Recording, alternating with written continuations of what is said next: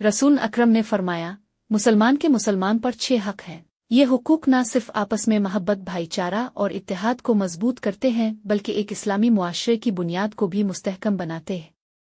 आइए इन 6 हुकूक को तफसील से समझें। पहला हक, जब तुम अपने मुसलमान भाई से मिलो तो इसे सलाम करो। सलाम सिर्फ एक लफ्ज़ नहीं बल्कि दुआ है, अस्सलाम अलैकुम, यानी तुम पर सलामती हो। सलाम करने से दिलों में मोहब्बत पैदा होती है, बुग़्ज़ कीना दूर होता है और रहमत इलाही नाजिल होती है।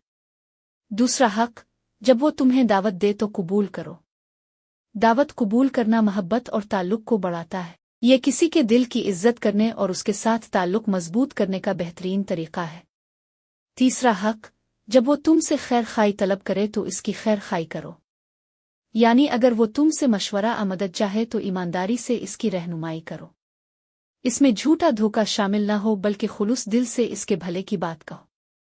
चौथा हक, जब वो छीनिक के और अल्हम्दुलिल्लाह कहे तो तुम कहो रहमिक अल्लाह, यानी अल्लाह तुम पर रहम करे। यह मामूली अमल लगता है मगर दरअसल ये रहमत और मोहब्बत की अलामत है और मुसलमानों के दरमियान ताल्लुक़ को मजबूत बनाता है। पांचवां हक, जब वो बीमार हो जाए तो इसकी इयादत करो। इयादत से बीमार के दिल को सुकून मिलता है और अल्लाह ताला की रहमत भी हासिल होती है।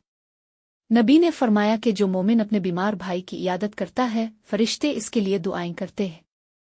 छठा हक, जब वो फौत हो जाए तो इसके जनाजे में शरीक हो। ये आखिरी हक है जो एक मुसलमान दूसरे मुसलमान पर अदा करता है। जनाजे में शिरकत न सिर्फ मरने वाले के लिए दुआ का जरिया है बल्कि जिंदा लोगों को भी मौत की याद दिलाती है।